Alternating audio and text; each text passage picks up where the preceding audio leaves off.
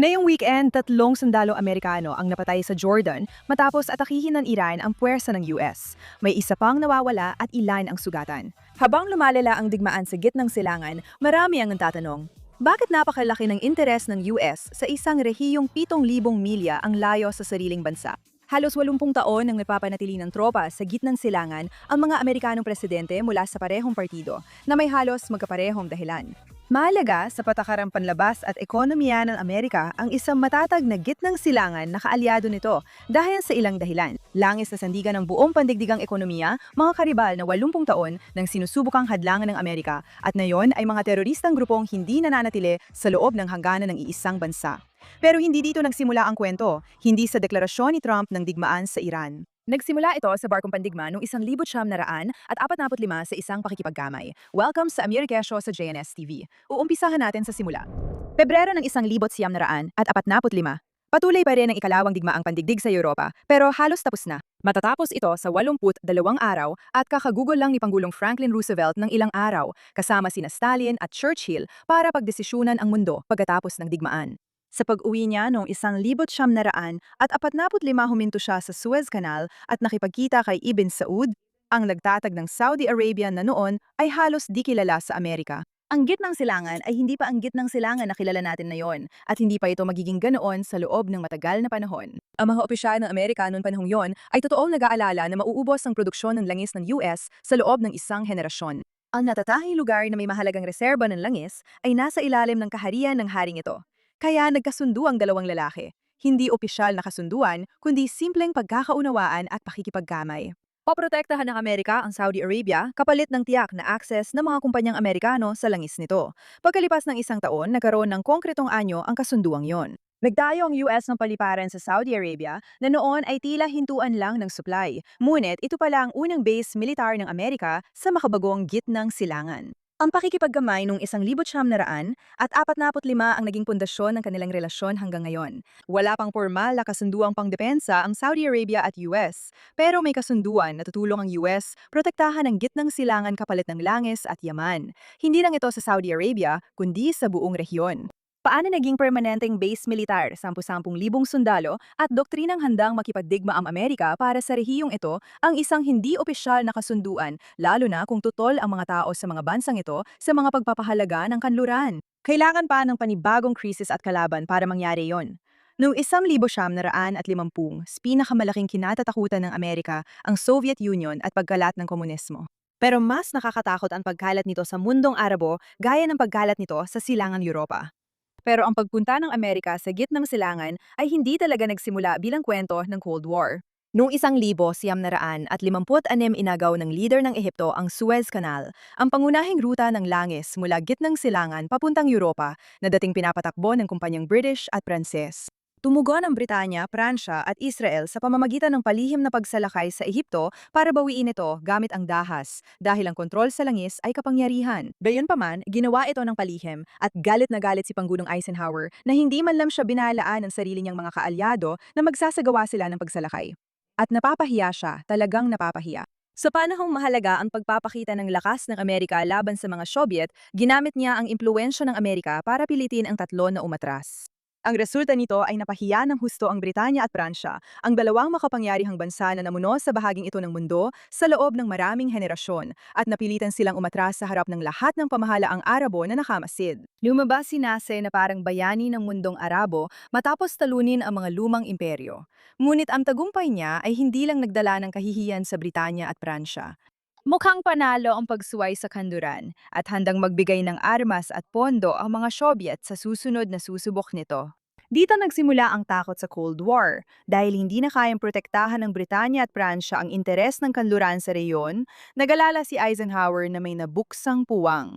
Dahil sa kasikatan ni Nasser at kahihiyang ito, mas madaling makapasok ang mga Soviet at suportahan ang mga kilusang nasyonalista ng mga Arabo sa rehiyon. Kaya, nagpasya si Eisenhower na may kailangang pumuno sa puwang na yon bago pa man gawin ng mga Soviet at napagdesisyonan niyang dapat ang Estados Unidos ang gagawa nito. Noong 1957, humiling siya sa Kongreso ng bagay na di pa hiningi ng ibang presidente para sa rehiyong ito. Pahintulot sa paggamit ng puwersang Amerikano sa gitnang silangan kahit walang bagong pahintulot tuwing krisis.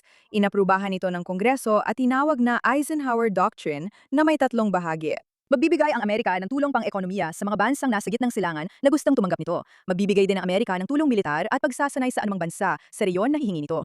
Mahalaga, gagamitin ng Amerika ang sandatahang lakas para ipagtanggol ang alinmang bansang nasa gitnang silangan na hihingi ng tulong laban sa armadong pananalakay mula sa alinmang bansang kontrolado ng internasyonal na komunismo. Isinulat ito para sa banta ng Soviet dahil opisyal na layunin ng doktrina ang pigilan ang pagkalat ng komunismo. Ngunit ang pangunahing dahilan ng pakikialam ng Amerika noon, langis, ay nananatiling nasa isipan ng lahat. Nasaksihan lang nila na muntik na maubusan ng gasolina ang Europa noong taglamig na iyon matapos isara ng Ehipto ang kanal at putulin ng Syria ang mga pipeline sa gitna ng krisis. Sa kabila ng mga usapan sa Cold War, pareho pa rin ang kalkulasyon tulad noong 1945. Tinutulungan ng Amerika na siguraduhin ang seguridad ng gitnang silangan at kapalit nito ay ang katiyakan na mananatiling bukas ang rehiyon at patuloy ang daloy ng langis para manatiling umaandar ang ekonomiya. May utang na loob ang mga tao sa Amerika, kaya di sila agad lumalapit sa kalaban. Ito ang unang beses sa kasaysayan ng Amerika na may presidente na nagsabing mahalagang interes ng Amerika ang gitnang silangan na dapat protektahan gamit ang puwersang militar, hindi lang basta tinutugunan kapag may problema. Nasubok ang pangakong iyon ng sumunod na taon nang marahas pabagsakin sa kudeta ang makakanluraning monarkiya sa Iraq. Sa katabing bansa na Lebanon, pinanood ng presidente ang nangyari at nataranta, kumbinsido siya ng susunod, kaya kinuha niya ang telepono at tumawag sa Washington at sumagot si Eisenhower at naglapag ang mga marino ng Amerika sa mga baybayin ng Beirut. At nito na nagsisimula ang kwento ng direktang panghihimasok ng mga tropang Amerikano sa gitnang silangan. Wala pa ring permanenteng base military ng Amerika ngayon, pero sa susunod na 20 taon, ginamit ng Washington ang estratehiyan ito gamit ang mga proxy. Inaarmasan nito ang Shah ng Iran, inaarmasan din ang Saudi Arabia, at simple lang ang ideya, hayaan ang mga kaalyado sa rehiyon ang magbantay sa gulpo para hindi na kailangang magpadala ng mga tropang Amerikano. Tulungan sila at pang-alagaan ang interes ng US. Ngunit bumagsak agad ang planong ito sa loob ng isang taon, noong 1979. Una, napatalsik ang Shah sa Iranian Revolution, ang taong pinaglaanan nila ng napakalaking suporta. Biglang naging pinakamapanganib na kaaway ng Amerika ang Iran mula sa pagiging kaalyado. Nilusob ng revolusyonaryong estudyante ang embahada ng US at binihag ang 52 Amerikano. Ibinihag nila ang mga ito sa loob ng 400 at 44 na araw live na napapanood sa balita gabi-gabi at walang magawa ang bansa, kundi manood. Makalipas ang ilang linggo, tumawid ang mga tangke ng Soviet papuntang Afghanistan. Nahaharap ang Washington sa agresibong Iran sa isang bahagi ng Persian Gulf at sa pagpasok ng tropang Soviet sa kabila, lahat nangyari sa loob ng ilang linggo. Bagsak na ang planong ipaubaya sa mga kaalyado dahil wala na ang pinakamaasahan. Simple lang ang pangamba. Kung makuha ng Soviet o radikal na Islamista ang langis sa Persian Gulf, makokontrol nila ang ekonomiya ng kanluran at lalo silang lalakas. Noong 1980 sinabi ni Pangulong Jimmy Carter sa Kongreso na ang sinumang banyagang kapangyarihan na susubok kontrolin ang Persian Gulf ay ituturing na direktang pag-atake sa Amerika at gagamit sila ng puwersa kung kailangan para pigilan ito. Ang talumpating yon, tinawag na Carter Doctrine, ang naging pundasyon ng patakaran ng Amerika sa Gulf sa loob ng 45 taon. Gayunpaman, ang isang doktrinang tulad nito ay nangangailangan ng isang makinarya para ipatupad ito. At sa loob ng 3 taon, nagkaroon ng pangalan ang makinaryang iyon at paulit-ulit mo itong maririnig sa natitirang bahagi ng kwento. CENTCOM, daglat ng US Central Command. Nung itinatag ang CENTCOM noong 1983 para pamahalaan ang estratehiyang militar ng Amerika sa rehiyong ito, hindi sinama sa mapa nito ang Israel. Nailalim ang Israel sa isang ganap na hiwalay na command sa loob ng 38 taon, pero babalikan natin yan. Nang mabuo ang CENTCOM, naging kailangan na ang permanenteng base. Hindi mo mapipigilan ng pananakop kahit anong gawin kung ang punong himpilan mo ay nasa Florida. Kung tutuparin ng Amerika ang pangako, kailangan ito ng paliparan, gasolina at tropa sa rehiyon na handang kumilos agad, kaya nagsimulang magtayo ng mga base. Pero hindi rin ito simple. May mga tao rito na ayaw sa panghimasok ng dayuhan at pagbabayarin nila ng dugo ang Amerika. Ang unang kabayaran ay dumating noong 1983 sa Beirut. Isang truck na may kargang pampasabog ang sumalpok sa barracks ng mga natutulog na tropang Amerikano. Karamihan sa kanila ay mga Marines at 241 Amerikanong sundalo ang napatay sa loob ng ilang segundo. Ito ang pinakamaraming nasawi sa isang araw para sa US Marine Corps mula noong labanan sa Iwo Jima noong ikalawang digmaang pandaigdig. Ang impormasyong paniktik na na-declassify lamang makalipas ang ilang taon ay nag-uugnay ng pambubomba direkta sa Islamikong Republika ng Iran. Ito ang sandali na tanto ng Washington, ang isang bagay na hindi nito talaga malilimutan. Kaya ng rehiyong ito na gumante at gagawin nila yon. Ang pagprotekta sa interes ng US ay may kapalit. Ang pagtitimbang ng halaga laban sa interes ay tuloy-tuloy na desisyon. Pagkalipas ng 4 na taon, lumitaw ang bagong banta. Nagkakagiyera na ang Iran at Iraq laban sa isa't isa at ang simula silang umatake ng mga oil tankers sa Gulpo. Kahit taninong tanker, kabilang na ang mga barko ng mga neutral na bansa na sinusubukang magdala lang ng langis sa dagat. Tinaman ang Kuwait at humingi ng tulong sa hukbong dagat ng US. Nagsimulang samahan ng mga barkong pandigma ng Amerika ang mga tanker ng Kuwait sa Gulpo at ito ang naging pinakamalaking convoy operation na isinagawa ng hukbong dagat ng US mula noong ikalawang digmaang pandigdig. Tumugon ang Iran sa pamamagitan ng pagkalat ng mga minas sa buong dagat at isa sa mga ito ay muntik na magpalubog ng isang barkong pandigma ng Amerika. Mas maada sa sigalot na yon, tinamaan na ng misay ng Iraq ang ibang barko ng US. Napatay ang 37 Amerikanong mandaragat, tinawag ng Baghdad itong aksidente at humini ng paumanhin. Nagsimula ang Operasyon Protektahan ang Langis. Pamilyar ba ito sa nangyayari ngayon? Hindi ka nagkakamali, pero sandali lang, darating din tayo riyan. Pagkatapos nito, dumating ang pinakamalaking pagsubok. Sinakop ni Saddam Hussein ang Kuwait noong 1990 dahil sa trahedya sa Iran, labis itong sineseryoso ng US. Ang tugon ng Amerika, Desert Storm, ang naging pinakamalaking pagtitipon ng militar na nakita ng rehiyong ito at napalaya ang Kuwait sa loob ng 6 na linggo na may humigit kumulang 100 at 48 na Amerikanong sundalo ang nasawi sa labanan. Ayon sa makabagong pamantayan ng digmaan, naging matagumpay ito pero malaki ang naging kapalit. Pero sa pagkakataong ito, nang matapos ang digmaan, hindi umuwi ang mga sundalo. Noong 1991 hanggang 1994 sunod-sunod na pumirma ang Amerika ng kasunduang depensa sa Kuwait, Bahrain, Qatar at UAE dahil kailangan nila ng tulong. Maliit lang sila, maraming langis, at alam nilang mabilis silang maging target ng pananakop, tulad ng ginawa ng Iraq sa Kuwait, at napapansin yon ng mga bansang ito. Ang pag-atake sa kanila ngayon ay parang pag-atake na rin sa US, na mas malaking panakot sa mga atake at makatuwiran yon para sa kanila. Siyempre, para sa marami sa mga tao sa loob ng mga bansang ito, pakiramdam nila ay isang pagtataksil ito sa kanilang paniniwalang panrelihiyon. Ang pag-anyaya ng permanenteng dayuhan, hindi Muslim na militar na okupasyon sa lupaing Arabo at Islamiko ay talagang hindi katanggap-tanggap. Ito ang dahilan kung bakit wala ang Jordan sa listahan kahit sila ang inaatake. Pag-uusapan natin mamaya kung paano ito nagsimula. Ang dating kampo militar ay naging aktwal na base, pero mas matagal ang pagtatayo nito. Noong 1976, itinayo ang Al-Udeid sa Qatar, kasunod ang Camp Arif dyan. Matapos ang pambobomba ng terorista noong 1976 sa tirahan ng militar ng US sa Saudi Arabia, naniwala ang hukbo na kailangan nila ng mas ligtas na lugar kaysa sa dati nilang kampo sa Kuwait. Nagsimula ang konstruksyon noong 1979 at doon na lang ipinarada ang mga tangka ng Amerika na naghihintay sa susunod na crisis. Mag-fast forward tayo. Sa ngayon, may 36,000 hanggang 46,000 tropang Amerikano sa rehiyon. Nasa 19 na magkakaibang lugar sila at 8 doon ay itinuturing na ganap na permanenteng pasilidad.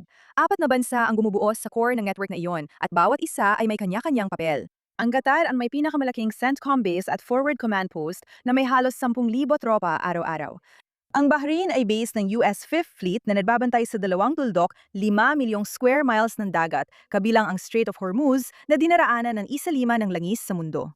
Ang Kuwait ang namamahala sa logistics ng rehiyon mula sa kampo nila na may 13,000 tropa at sapat na gamit para masangkapan ng ilang brigada agad. Mayroon ding mga naibang kaso, bawat isa ay may kanya-kanyang dahilan. Sa lahat ng ito, ang relasyon sa Turkey ang pinakamatagal na. Walang kinalaman ito sa Gulpo dahil sumali ang Turkey sa NATO noong 1952 at doon nakaimbak ang 50 nuclear bomb ng Amerika. Infrastruktura pa noong Cold War, mas luma kaysa sa ibang base na nabanggit natin. Natalakay na natin ang komplikasyon nito dati. Iba naman ang kaso ng Jordan. Matagal na malapit na kaalyado ng Amerika simula pa noong dekada 50, pero tumanggi itong magpatira ng mga tropang Amerikano sa loob ng ilang dekada dahil nag-aalala sila kung ano ang isipin ng sarili nilang mamamayan. Nabago lang ito na magkadigmaang sibil sa Syria at lumitaw ang ISIS, kaya Jordan na lang ang natirang matatag na pwedeng operatuhan. Isa sa siyam na missile defense radar system ng US sa buong mundo ay nandito ngayon. Ngunit dumating ito ng huli at may pag-aatubili. At si Diego Garcia, na wala naman talaga sa gitnang silangan, isang isla sa karagatang Indian na pagmamayari ng Britanya, ay ginagamit ng US bilang forward staging point ng kanilang stealth bombers. Sapat na lapit para mag-refuel ang B-2 at makabalik agad, kahit nakabase sa Amerika ang mga ito. May sarili itong hindi pa nare-resolbang kontrobersya dahil kamakailan lang ay pumayag ang UK na ibalik ang soberanya ng isla sa Mauritius habang inuupa pa rin ito pabalik sa US. Isang kasunduan na di pa rin inaaprubahan ng mga mambabatas ng Britanya ngayong taon, pero makikita pa rin ang malaking interes ng Amerika sa lugar. Nandiyan din ang Ehipto mula 1,900 at 82 nag-host ng maliit na puwersa ng Amerikanong tagapamayapa sa Sinai para bantayan ang kasunduang pangkapayapaan ng Ehipto at Israel. Karamihan sa mga tao ay hindi pa nga talaga naririnig ito kahit na mahigit 40 taon na itong umiiral at ganito talaga ang gusto ng Amerika. Isang matibay na presensya sa lugar pero hindi na kailangang malaman ng karamihan dahil pinananatili nito ang kapayapaan at pagpigil sa banta na hindi masyadong mataas ang kapalit. Siyempre, magiging pagkukulang kung pag-uusapan natin ang presensya ng Amerika sa rehiyong ito na hindi binabanggit ang Afghanistan na naging isang malaking sakuna. Mukhang madali para sa US panatilihin ang mga base at presensya nila, pero minsan mataas ang kapalit, mahigit $2 trillion sa loob ng 20 taon. Nang umatras ang US noong 2021, nabawi agad ng Taliban ang bansa sa loob ng halos 10 araw. Nakakalungkot na ang gobyernong pinalayas ng Amerika sa digmaan ay agad ding bumalik sa kapangyarihan. Pareho lang din ang dahilan ng Amerika sa pagpasok sa Afghanistan gaya ng buong kwentong ito. Ngunit iba ang naging paraan at resulta. Sa technical na usapan, hindi kabilang ang Afghanistan sa gitnang silangan, kundi sa ibang bahagi ng mundo. Kaya nararapat lang na magkaroon ito ng sarili nitong buong episode kaysa madaliin lang dito. Pero mahalaga para sa katumpakan na huwag isipin na ito ay isang estratehiyang laging gumagana. Hindi ito palaging nagtatagumpay. Kaya bakit nila patuloy na pinapatakbo ang lahat ng ito? Magsimula tayo sa pinakapangunahing dahilan. Ang dahilan na pinagmulan ng buong kwentong ito, langis. Halos hindi na nag-aangkat ng langis mula sa Gulf ang Amerika ngayon. Pero halos hindi na yon mahalaga dahil ang natitirang bahagi ng mundo ay umaasa pa rin dito. At ang pandaigdigang ekonomiya na inaasahan ng Amerika ay umaasa rin sa parehong langis na yon. Isara ang kipot ng Hormuz at tataas ang presyo ng gasolina sa Ohio sa ilang araw. Dahil sa ekonomiya, dapat bigyang pansin ito ng Amerika. Bilang superpower, mahalaga sa Amerika na protektahan ang ekonomiya at mga pangunahing manlalaro. Nakikinig ang ibang bansa dahil sa pinansyal na insentibo, kaya hindi madaling mawala ito. Ang langis ay isa lang sa dahilan kung bakit mahalaga ang gitnang silangan, pero hindi nito ipinaliliwanag kung bakit kailangan ng tropa roon. Dito pumapasok ang ikalawang argumento, ang laban kontra terorismo na tumutukoy sa Iran o Islamic Republic. Iran pa rin ang banta na dahilan ng pagkatayo ng sistemang ito. Ang nuclear program, mga misil at milisya ng Iran sa Lebanon, Yemen, Iraq at iba pa ay nagpapakita na ang Iran ay basehan ng terorismo at Islamikong pananakop, hindi lang basta Iran. Ang mga base sa rehiyon ay hindi lang kapakipakinabang para gumanti pagkatapos ng isang pag-atake. Ang argumento ay sila ang dahilan kung bakit nagiging kapanipaniwala ang banta ng pagganti upang mapigilan ng pag-atake bago pa ito mangyari. Kapag tinanggal ang mga base, hindi mo lang inalis ang isang kagamitang militar, kundi pati ang bagay na nagbibigay ng tunay na bisa sa pagpigil. Sa madaling salita, tingnan kung paano kumikilos ang Iran kapag sila'y napipigilan. Kung akala mo masama na ang terorismo, isipin mo pa kung ano mangyayari kung wala talagang pumipigil sa kanila. Pero gagana lang ang argumento niyan kung kailangan talaga ng mga bansang may base militar ang presensya ng Amerika. Kaya mahalaga ang ikatlong bahagi. Umaasa ang alyansa sa tuloy-tuloy na presensyang ito. Gaya ng sabi natin, kapag may puwang, siguradong papasok ang isang makapangyarihang bansa. Hindi agad magiging lubos na malaya at may kakayahang tumayo sa sarili ang mga estado sa gulpo. Ayon sa argumento, maari silang maghanap ng bagong makapangyarihang kakampi at lumapit sa China. Sa madaling sabi, hindi lang nito pinahihina ang Amerika, tinutulak pa nito ang mga kaalyado ng Amerika sa resulta na dapat sana ay naiwasan ng sistemang ito. Tandaan, pinipigilan nila ang Unyong Soviet at komunismo na kumalat. Payagan ang Russia at China na pumalit sa Amerika sa pakikipag-ugnayan nila. Sa mga bansang gaya ng Qatar at Saudi Arabia na may maraming langis at pera, malaki talaga ang magiging problema. Direkta mong pinalalakas ang kalaban ng kanluran. Hindi lang talaga ito tungkol sa gitnang silangan. Ngayon, kumukuha ang Sina ng halos kalahati ng krudong langis nito mula sa gulpo, 5.4 milyong bariles kada araw na dumadaan lang sa kipot ng Hormuz, higit doble pa kaysa sa inaangkat nila mula sa Russia. Iyan ay halos kalahati ng gasolina ng pangalawang pinakamalaking ekonomiya sa mundo at di umano ay tinutulungan ng Russia ang Iran gamit ang teknolohiya laban sa mga Amerikano. Sa gitnang silangan, naglalaban para sa kapangyarihan tuwing may puwang at kapag Amerika ang may hawak, pumapasok agad ang kalaban. Yan ang buod ng kwento. Isang ekonomikong interes, isang seguridad na interes, isang sistema ng alyansa na itinayo para protektahan ng pareho at isang labanan ng mga makapangyarihang bansa na nakapatong sa lahat ng iyon. Ang argumentong iyan ay tumagal ng 45 taon. Kung susuriin mo ang kasalukuyang labanan, simula sa digmaang ito sa Iran, pareho lang ang mga dahilan gaya ng nabanggit natin dati. Pag-atake sa nuclear program at infrastruktura ng Iran, pagpapahina sa network ng militia at proxy nitong dekada ng binubuo, at labanan sa kipot ng Hormuz. Kung sino ang may kontrol sa tubig na yan, kontrolado rin niya ang daloy ng langis sa mundo, kaya naapektuhan ng presyo at ekonomiya. Pero ang layunin ay mapanatiling hindi mapasakamay ng kahit sino ang choke point, lalo na ng sinumang handang gawing bihag ang natitirang bahagi ng mundo gamit ito. At sa ilalim ng lahat na niyan, nandyan pa rin ang parehong takot na siyang nagpapatakbo sa buong kwentong ito mula pa noong simula, na anumang puwang na iiwan ng Amerika ay agad mapupunan ng iba. Nakakalungkot na may mga taong ginagamit ang pagkamatay ng mga tauhan ng militar ng US para sabihing hindi dapat makialam ang US sa gitnang silangan o na sila'y nakikidigma para sa Israel. Inosente iyan at kulang sa pag-unawa sa geopolitics. Balikan mo lahat ng napag-usapan natin kanina. Ang pakikipagkamay ng 1,900 at 45 taon bago pa umiral ang Israel at ang doktrinang Eisenhower laban komunismo. Ang doktrina ni Carter ay nakatuon sa langis, mga Soviets, Beirut, Tanker War, Desert Storm, Camp Aludaid at mga base. Pinagsama-sama ito para mapanatili ang Amerika sa pantutulak ng mga pagpapahalagang kanluranin sa mundo, hindi para sa Israel ang paglala ng sitwasyon. Para ito sa interes ng US, kaya hindi kasali ang Israel sa paglala ng sitwasyon na yon. Kapansin-pansin ang ginawa ng US at napanatili nila ang presensya rito. Naisagawa nila ang halos nakababaliw na digmaan laban sa Iran na may kakaunting trahedya. At syempre, anumang pagkamatay ay isang trahedya.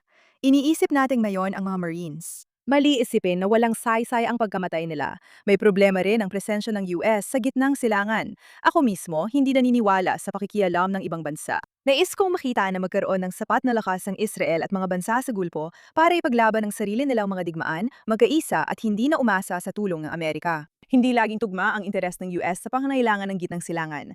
Malinaw ito, pero hindi natin pag-uusapan ngayon ang lahat ng detalye at mabuti o masama.